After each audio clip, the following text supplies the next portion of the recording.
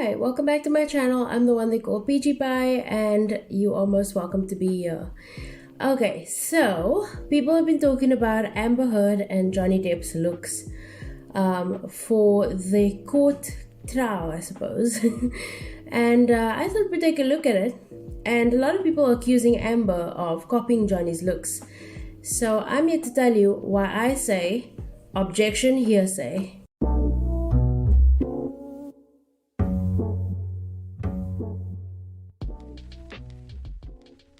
Okay, so I am still recovering from a flu, and that's why I sound like a turtle's butthole, so just bear with me. But let's get straight into it, okay? Amber Heard and Johnny Depp are mega stars. They're megapine stars.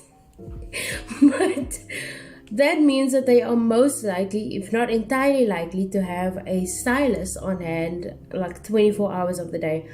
And this means that they are probably not dressing themselves because, I mean, the lawyers would probably be like, we're not going to risk you showing up here looking like a hobo. So the truth of the matter is, Amber Heard is probably not dressing herself, and neither is Johnny. They're going to have a stylist that maybe has experience with court drama and all those kind of things that is going to be giving them this information, right? And planning out their looks way ahead of time, possibly.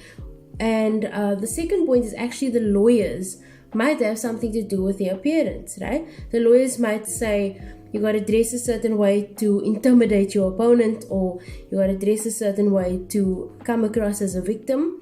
I believe Johnny Depp wore like all black when he testified, and as we know, black is usually associated with death or something grim, and that could have improved his position in the jury's eyes and in the public's eyes to look more like a victim, right? So that the lawyers could have something to do with that.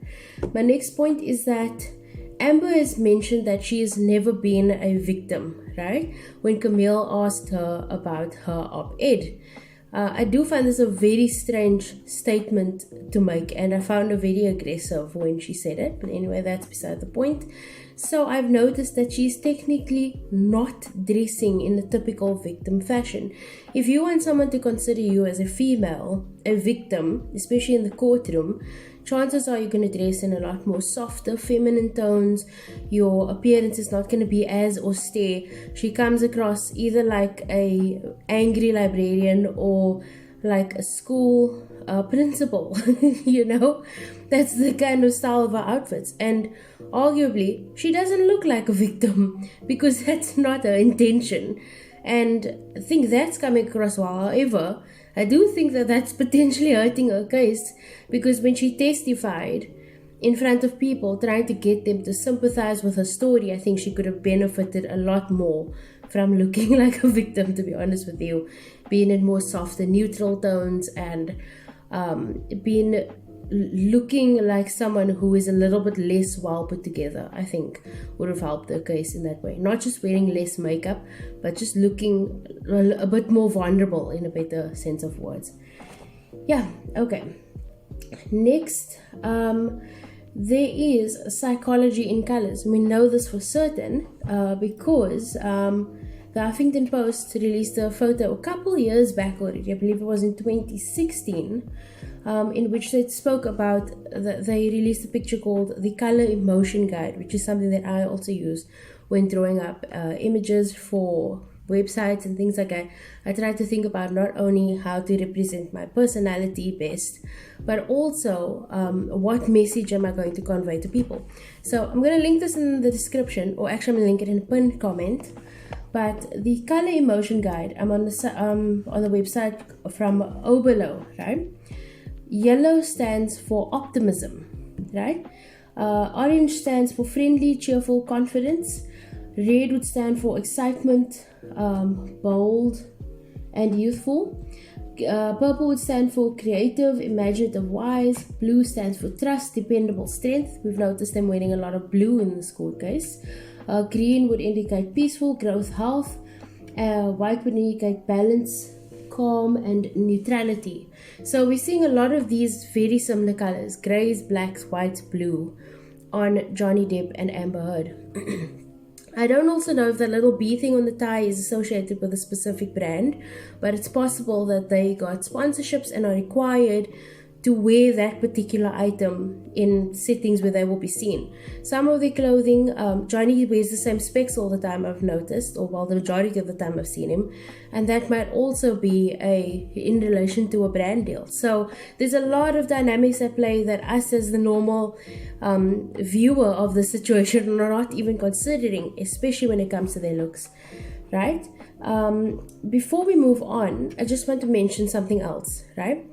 Johnny Depp has been wearing his rings in court, and I'm gonna be honest with you, I'm not a fan of the pinstripe suits. I think they both look like mobsters at different points with their pinstripe suits and stuff. It's almost like they look like barely contained citizens, like well-behaved citizens. I'm not sure what the intention was there. But I have noticed that Johnny has been mostly instructed to pull his hair back and keep it out of his face, despite the fact that I think that his hair loose flatters him a lot more. I think it makes him look a lot more unkempt and a lot less reliable in the courtroom. So he's been instructed to pull back his hair. And also he wears his rings, as I mentioned. And I think that is very, very crucial and important, because it's a constant reminder to the jury and to the viewer. This woman is saying this man hit her with those rings on his hands. Look at those big chunky rings. Remember those rings. And it is a constant reminder, right? Because usually they don't want you to wear that kind of jewelry in court. But it's a constant reminder, even subconsciously, that she's saying he hit her with those rings, but she doesn't have any medical, physical evidence for that, which is very important. Okay, so I thought we would take a look at an article from Northborough Law on how to dress for court, because I think that not a lot of people are thinking about this, and people are just trying to look for reasons to hate on Amber or support Johnny, but okay. So under the title Men's Court Dress Tips, here we have some do's. Groom and trim facial hair, dress conservatively, wear suit and tie, color coordinate, utilize modest colors, wear a collared shirt, wear dark leather shoes, and know your court's dress code. It seems like Johnny's doing all of those things. Don't overdress, don't expose any tattoos, which is unfortunate for Johnny because he's got many of them in visible places. Don't keep your piercings in, don't wear hats of any kind or display flashy jewelry. Don't wear jeans and don't wear sneakers. So like I mentioned, the rings thing is very important in terms of the context of the abuse. Okay, women's court dress tips. Do's: keep it simple, keep jewelry to a minimum, incorporate subdued hues into your outfit, have your nails polished or clipped short, wear a tailored dress skirt and blouse with a jacket or pantsuit. Don't wear anything too tight, short or revealing. Don't overdo the makeup. Don't wear anything too bright, too bold, or don't wear distracting patterns, or don't wear jeans. So, I mean, that's really, in my opinion, common sense. You'd want to dress like business formal for a court setting, because it is a formal proceeding, right? Then we've got some tips from a fashion expert, Ginger Burr, who says, keep it simple. When you walk into a courtroom, you want to look earnest and respectful. The best way to accomplish this is with an understated conservative look, which we are technically seeing from Amber. However, with the sharp angles and like shoulder pads and that kind of stuff, she's coming across as very austere, which I do not think is helping her at all, not even remotely. Anyway, next tip Ginger says is be authentic. If you try to dress like someone you're not, two things will happen. One, you'll feel uncomfortable, and two, your discomfort will be distracting to you and to others, right? So you should make sure that you wear what feels like you. Ginger also says you should plan everything ahead, which makes sense.